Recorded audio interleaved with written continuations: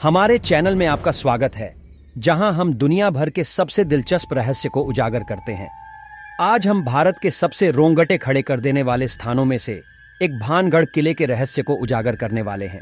इतिहास, दंत कथाएं और भयानक रहस्य से भरी एक दिलचस्प यात्रा के लिए खुद को तैयार कर ले। माना जाता है कि भानगढ़ किला 17वीं शताब्दी में बनाया गया था, जो भारत के समृद्ध वास्तुकला विरासत का प्रमाण है।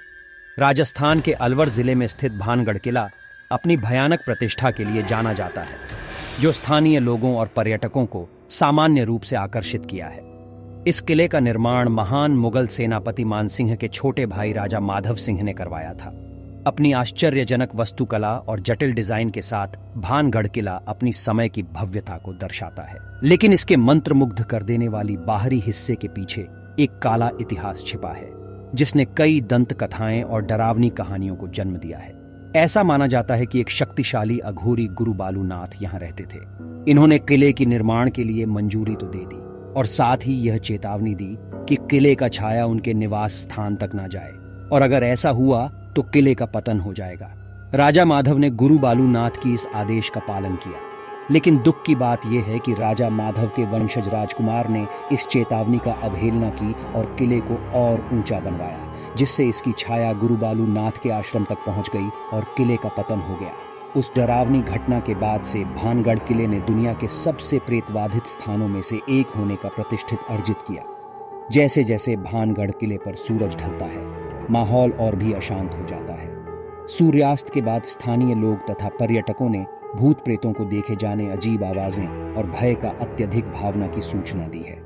नतीजन भारतीय पुरातत्व सर्वेक्षण ने रात को किले के परिसर में प्रवेश पर प्रतिबंध लगा दिया, जिससे इस रहस्यमय स्थान का आकर्षण और भी बढ़ गया है।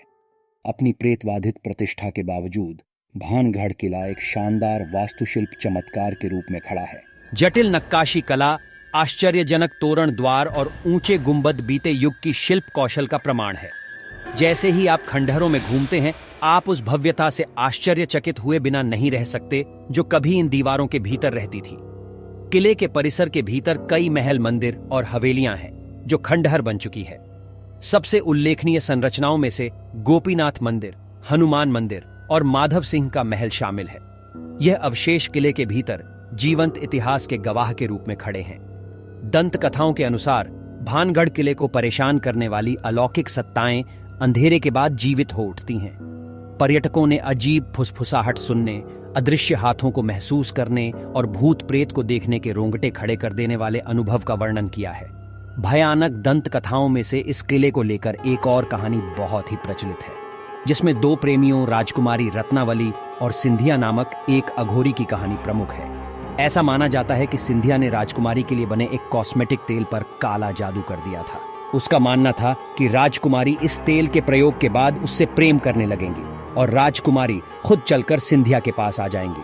लेकिन ऐसा नहीं हुआ। राजकुमारी रत्नावली को सिंधिया के इस चाल का पता चल गया और राजकुमारी ने तेल को एक बड़े पत्थर पर फेंक दिया, जो सिंधिया की ओर लुढ़क गया, जिससे वह कुचला गया और उसकी मौत हो गई। ऐसा कहा जाता है कि मरने से पहले सिंधिया ने भानगढ़ किले पर एक श्राप दिया, जिससे किले की विनाश सुनिश्चित हो गया।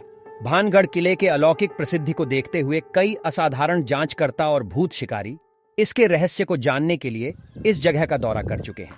कुछ ने नेगेटिव एनर्जी का दावा किया है, जबकि अन्य अभी भी संशय में हैं। जैसे ही भानगढ़ किले पर सूरज डूबता है, वास्तविकता और अलौकिक के बीच की सीमाएं अप्रभेद्य हो जाती है। इसका प्रेत बाधित आकर्षण एक पहेली बना हुआ है, जो जिज्ञासु दिमाग को इसके अतीत के अवशेषों का पता लगाने के लिए आमंत्रित करता है। भानगढ़ किले की इस रोंगटे खड़े कर देने वाली साहसिक यात्रा में हमारे साथ शामिल होने के लिए धन्यवाद। हमारे अधिक रोमांचकारी अन्वेषणों को कभी ना चूकने के लिए लाइक, सब्सक्राइब और नोटिफिकेशन घंटी दबाना ना भूले। धन्यवाद।